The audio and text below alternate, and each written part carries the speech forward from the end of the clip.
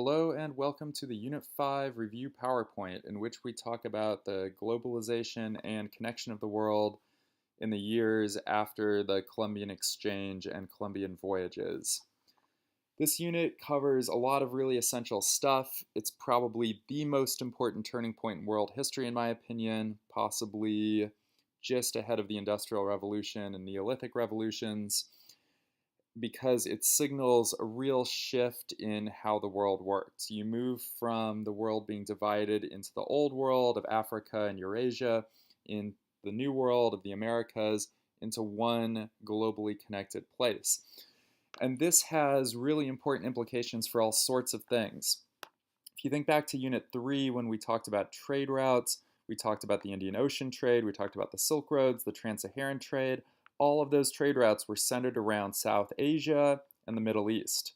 Now, with the inclusion of the Americas into the global trade network, you've got Europe at the center of the action in the Atlantic trade, and you have the Americas in the center of the Atlantic and Pacific trade, which is not being taken advantage of by Native Americans, but by European colonizers.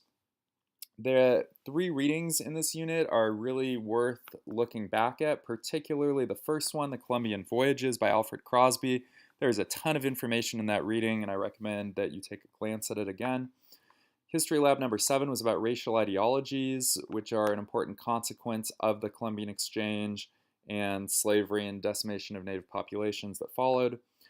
We looked deeply into the Atlantic slave trade in a set of chapters from a book by John Reeder. And then we looked at resistance to slavery and the forms that that took in the 8th History Lab. And then finally, another crucial reading at a look at world trade was this Born with a Silver Spoon article, which talks about the silver trade that really drove the world's economy in the 15 and 1600s. We're going to start with the Columbian Voyages by Alfred Crosby. Crosby starts this reading by talking about the two different ways we can look at Columbus. He talks about the old way, which was a favorite of historians in the 1800s, and that he calls the Bardic interpretation. And he says that because it basically takes Columbus and puts him on a pedestal and says, here's this guy who took this brave risk and sailed across the Atlantic and started us on this whole new way of life. This is a very popular interpretation by early American historians who were interested in creating this creation myth of European settlement in the New World. The historical analysis that Crosby prefers is the analytic, where you're actually looking at numbers and demographics and what was exchanged and what the true consequences of the Columbian Exchange were. And he breaks this down in his article by looking at the impacts upon the different continents, at the environmental impacts, and the demographic impacts. The biggest demographic impact, the most crushing, was the impact of disease on native populations. We talked about that in the last unit review video, so I'm not going to touch upon it too much more here. He also talks about the huge shift in plants and animals that gets spread back and forth. It's not the most important, but imagine being the first European person to see a pineapple, for example, and how mind-shattering that would be. Much more important were some key New World crops that were sent back to, or taken back to Europe and to Asia. The potato is a really important American crop. Maize, which we call corn, is really important. Beans, tomatoes are somewhat important. Manioc, also known as cassava, is a really important. It's another tuber, kind of a starchy, high caloric food. These were really crucial crops for the old world once they were brought back over. We'll talk about that more at the very end of this video, but it's worth knowing which things went which direction. It's worth having some flashcards or just having a sense of this stuff traveled this way due to the Columbian Exchange. In the other direction, along with disease from the old world, you have domesticated animals, which were the biggest impact. Cattle, sheep, goats, pigs, horses. Those reshape the environments. There's the story, I think it's in this article, about how one of the early Spanish explorers dropped off about 10 pigs in the southern area of what's now the United States. And when he came back, there were maybe 500 pigs when he came back a couple years later. That without natural predators, these things just exploded. It turned native populations that survived some of the initial disease impact, it turned their lifestyles completely around in certain ways. Plains Indian tribes in North America took up horseback riding, changed their lifestyles. This whole kind of stereotypical image we have of Native Americans on horseback doesn't exist before the Columbian Exchange. There's also a few crops that were crucial. Wheat is a really important one. There was a lot of wheat cultivation in the New World. But then there were also these cash crops like sugarcane, which was brought over, cotton was grown in great abundance. Tobacco actually originates in the New World and goes back over to Europe. There was no tobacco smoking in the Old World before Columbus.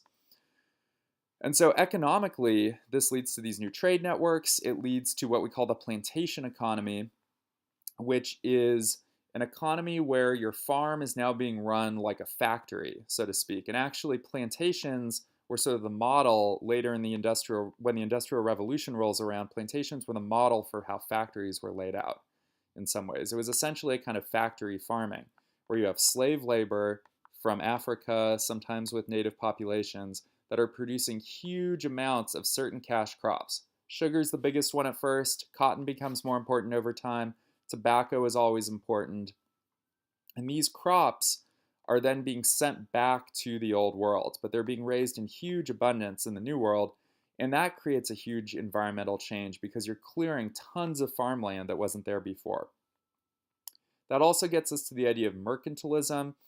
Mercantilism is simply the idea, and we'll talk about this more in one of the later readings, that you are a colony and you only trade your goods back to the metropole being the main, your colonies like supporting country back in Europe, the place that owns you and runs you and governs you. And that you're making these cash crops to provide wealth for the home country, and they are storing that wealth in the form of gold and silver, which they're also digging up in huge quantities. So we looked at racial ideologies in Lab 7, and we read a bunch of different pieces over a series of time. We looked at this Montaigne essay from the 1500s. We looked at the Costa paintings, which my spell checker has decided should be called the casting paintings for some reason. We looked at Arthur de Gobineau's essay on the inequality of the human races from the 1800s, Jose Vasconcelos' idea of the cosmic race from the 1900s. What this lab was intended to show is how racial ideologies have changed dramatically over time. And I'm going to skip down actually to the third bullet point here, the thing that says racial ideologies are the historical residue of slavery and imperialism. The idea is if you are a colonist in the New World, you have all these people who you are exploiting for their labor. They might be natives working in the encomienda system. They might be slaves working in the plantation economy, but you are essentially exploiting their labor. No question about it. And you have to justify that in some way. Because as someone coming from Europe, you are almost certainly Christian, and as we talked about in the belief unit, you can mold religion in certain ways to justify your beliefs, but it's hard to justify just pure exploitation of someone, especially if, as was the case with a lot of slaves and natives, you've converted them to Christianity. So racial ideologies occurred as a justification. The idea that you're civilizing these people who are somehow more animal-like and less civilized than you are. What the history lab, the secondary sources especially suggest, is that racism wasn't always prevalent in societies. There was a sense of ethnocentrism, like we trust the people from our city-state or our village, and we don't trust the other people who are from somewhere else. And that makes sense to a certain extent. You don't know those people. But racial ideologies are something totally different because ethnocentrism can be overcome. If you move somewhere, for example, and assimilate into another community, you can move past these early kind of xenophobic feelings about like, oh, you're an outsider. You can gain citizenship to a new place. You can't do that with racial ideologies. It's based on your skin color, your appearance, and it puts you into what's called a racial caste, right? We talked about caste systems in India as being definitive of where you are in society and you cannot move out of them. They're incredibly powerful when linked to race in the New World. In this way, racial ideologies have lingered beyond the things that caused them. The imperialism, the conquest of the Native American people, slavery itself, the racial ideologies got locked into human consciousness in this time period and have lingered onward.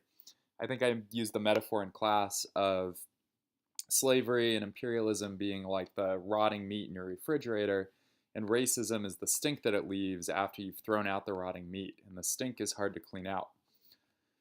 This lab hopefully showed you how racial ideologies have changed over time. The Montaigne essay talks a lot about how people are really eager to stereotype Native Americans as these barbarians or these uncivilized, unchristian heathens.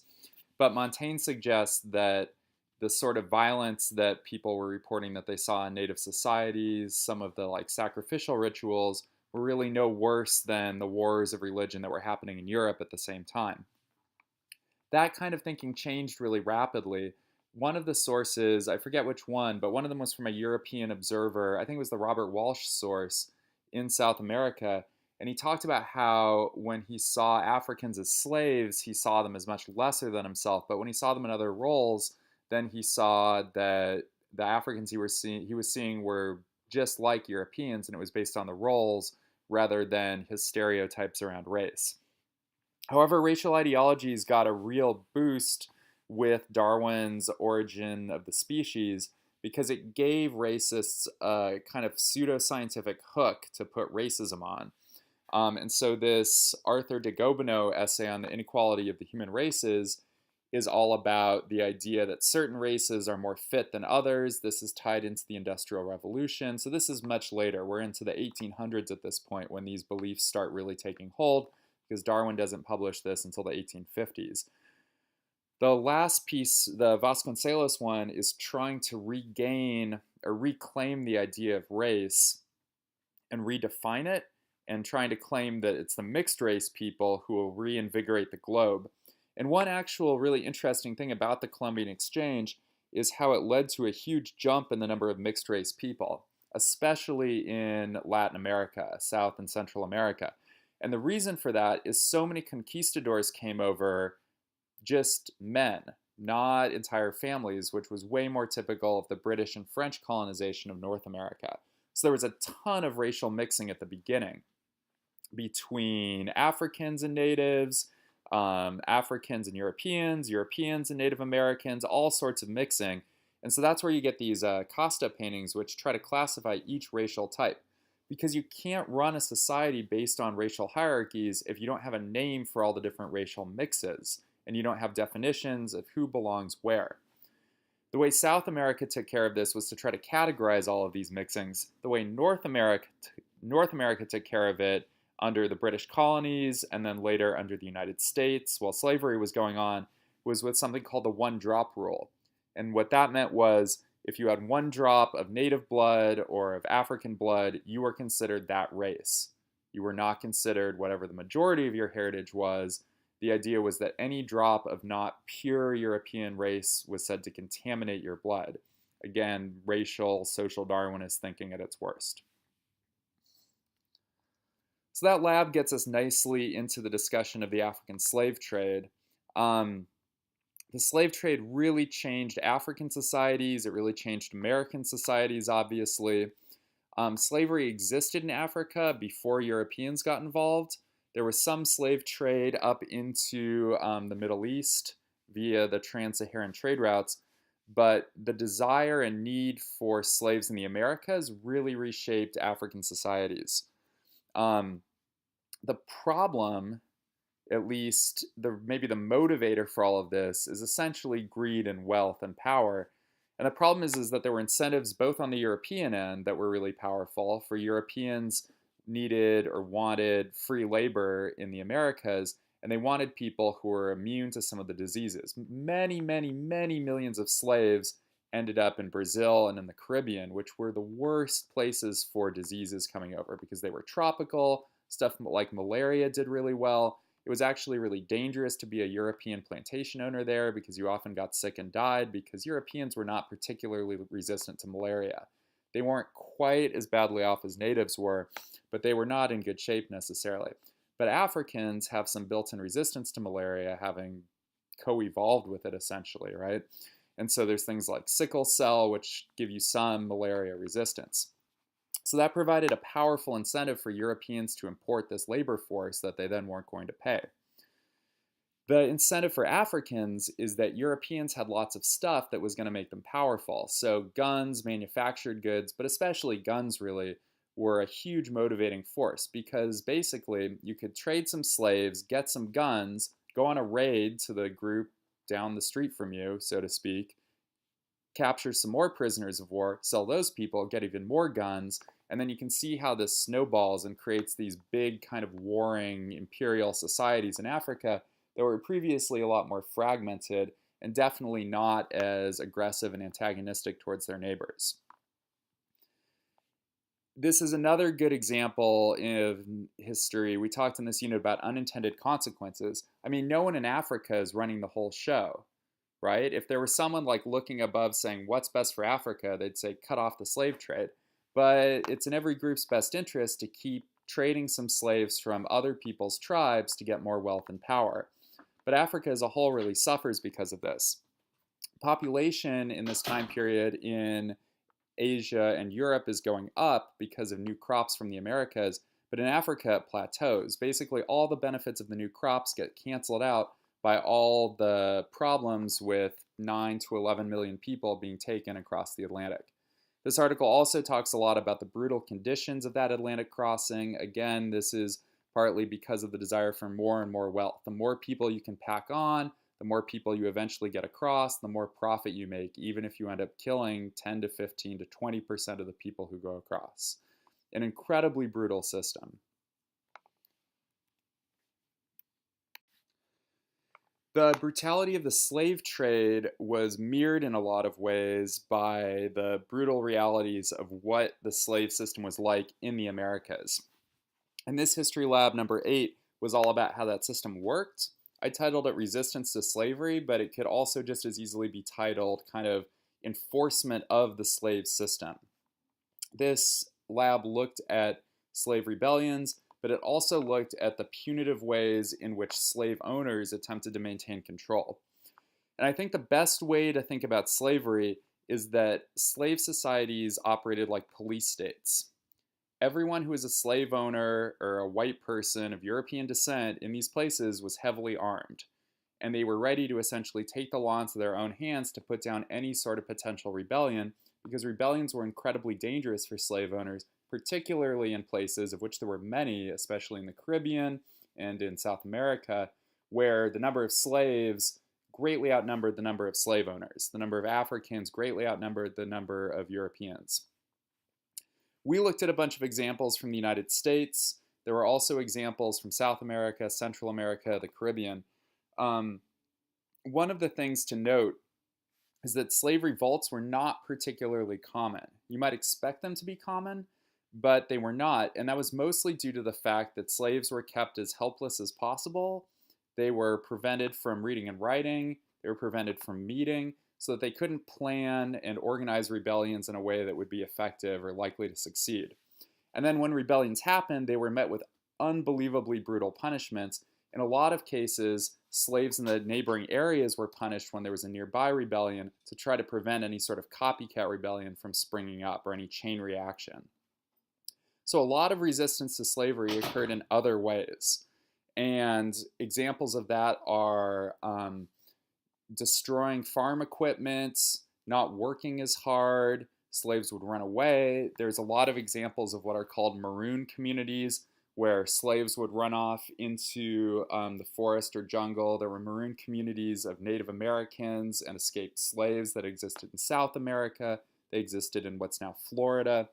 So there were a lot of other ways that slavery was resisted, and there were a lot of ways in which slave owners attempted to get the maximum work, which tended to be met through really brutal measures, out of their slaves. One thing that we should note about this is at the same time there's indentured servitude going on, where people from Europe are basically taking on debt to pay for their passage across the Atlantic, and then they are essentially selling themselves into like sort of pretend slavery or unpaid labor for the next 2 to 5 years oftentimes. But that's really different from what we call chattel slavery of Africans, because those Europeans are eventually working themselves out of this debt, and they're not being met with the same sort of brutality that African slaves are in these cases. The last reading connects all the pieces. So I like to think that the first piece, the Columbian Exchange, shows some demographic and environmental transfers. The Atlantic slave trade articles really look at the connections across the Atlantic between Europe, Africa, and the Americas, and what we call the triangular trade. And then this article talks about the connections across the Pacific between the Americas and Asia. And this last Pacific trade route is what integrates the whole world into this one global trading unit. We get the addition of Australia and the Pacific Islands in the 1700s, but this really cements the whole thing. And the date that the authors pick as the turning point is 1571, which is when the Spanish take over the port of Manila in the Philippines and use that as their trading outpost to send silver into China. The story of why this happened, according to the article, is that China is really driving the economy of the world at this point because China wants silver more than anything else. The reason China needs silver is because of all sorts of currency problems they're having there. Previously, in all sorts of human societies, governments need to run, and they run by charging people taxes. And oftentimes, at least in previous societies, those taxes were paid for by, say, sharing a portion of the harvest with the government officials in the capital. But China was trying to move to a currency-based economy. And the problem they were having with that is various experiments with paper money hadn't really worked out. The inflation kept happening, the currency wasn't well regulated, it wasn't actually worth anything on its own, so it's sort of a leap of faith if you think about it that way. So they were trying to integrate silver as their currency at this point in history. And to do that, since China is enormous with tons of people, they needed an enormous amount of silver. And fortunately for them, the Spanish were there with silver to exchange. And the Spanish had all this silver because they had found the world's largest supply of it in this mountain called Potosi in South America. It was this huge, if you think about the gold rush in California, that was nothing compared to the craziness of the silver mine at the top of this mountain. It was the world's highest city in elevation. It had this enormous population, like the size of London or Paris at the time. People were getting crazily rich. It was pretty remarkable. The Spanish supply of silver and the Chinese demand for silver, as you can imagine, was a really nice symbiotic relationship where one was providing what the other one needed. Japan was also in on this. Japan had quite a few silver mines and was also happy to provide China with quite a bit of silver at a pretty decent profit based on the prices that they were getting. Spain was then taking this money and using it, and this is again an example of early mercantilism. You're taking the money from your colonies that it's producing and you're pouring it back into your metropole or your home country area. And they use this money to fund all these wars in Europe. If you think way back to Unit 2, which goes all the way up until the 15 and early 1600s, this is the time of religious wars in Europe. It's the time right after the Protestant Reformation when Catholics and Protestants in various countries that have adopted one or the other are fighting each other like crazy over the future of Christianity. And so Spain is, I guess we would say now, foolhardily dumping all of this money into their military, trying to create this massive European empire. And this is all well and good, except that since wars are expensive, they have to keep putting money in and keep putting money in. And eventually, the Chinese demand for silver dries up. There's just too much silver in China, the market's flooded, and the value of silver collapses, and that creates crazy inflation. Silver's not worth what it used to be. The economy tanks in Spain. The economy in China tanks because of the drop in the value of silver. And there's real societal unrest. And they think one of the reasons for the transition between the Ming Dynasty and the Qing Dynasty in the mid-1600s is due to this economic chaos that's going on in China. It also means that the Spanish Empire that we looked at starting back in the last unit, Unit 4, really takes a hit and is never the same again. The Spanish still control, in name at least, huge chunks of the Americas and the resources there, but they gradually grow weaker and weaker over time. The other kind of cool thing about all this world trade, I guess, and this is related to mercantilism as well, if you think about pirates, this is really the age of piracy. This is an age in which one of the ways of gaining wealth is to conceal yourself as a pirate and go raid some other country's merchant ships that are sailing across the Atlantic or in the Caribbean or in the Pacific and take their stuff from them. That's a highly valued form, I would say, in this time period of economic warfare. It's happening on the coast of Asia, it's happening in the Caribbean, it's happening across the Atlantic and on the African coast. There's a huge amount of piracy and economic warfare that we'll explore more in the next unit. Here's a AP question. I think we've looked at this one before, actually, at least something similar, but it's a comparative question to look at the biological, environmental, demographic effects of the Columbian Exchange and compare two of the regions. So you would pick two and compare them. Try writing a thesis for this one, draw up a list of evidence. There's lots of good evidence for this stuff, a lot of trade goods, a lot of biological goods being exchanged. There's a lot you can talk about here. This is the point where you should probably pause as you are working on this question before I go on to some of the answers for it. So if you're ready, I'm now going to go on to the last slide of this PowerPoint with some ideas for how you might answer this question. I didn't write a thesis for this one. I simply drew up a chart because I think it shows you the different things that you might talk about, the places that are good for comparison, the places that maybe are not so good for comparison here. The Americas, of course, has the most change to it in this time period. If you're talking about demographics, you can talk about the destruction of native populations, the eventual replacement of those populations with people from Europe and from Africa. You can talk about the environmental effects of new crops, new animals, new diseases, the effects of the slave trade, the effects then of those diseases upon native populations. In Africa, you can talk about the loss through the slave trade to the Americas, and then how that's offset by the new crops so that the population plateaus rather than increasing. Populations were booming in both Europe and Asia in this time period because of new crops. The potato is super important in Europe. You can grow it in colder climates. Potatoes are incredibly calorie rich. It turns out, in fact, that you can basically live a pretty healthy lifestyle just on potatoes and milk, which is what a lot of people in Ireland were doing and in other places in Northern Europe. Crops like manioc were really important in Africa. Again, that led to what would have been population increases had it not been for slavery. Potato, maize, manioc, all really important in Asia. It led to a huge boom in the population of China, Southeast Asia, India over time. So if I were to work on this question, I'd be very tempted to take the Americas and contrast it to something else.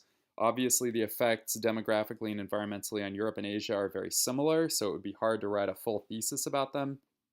But you can always find similarities in terms of how there are new crops, new forms of domesticated life in these continents, and then you can talk about the differences in demographic results between, say, the Americas and Europe, or Africa and the Americas.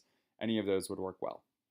I hope you enjoyed this video, and tune in soon for the Unit 6 review video.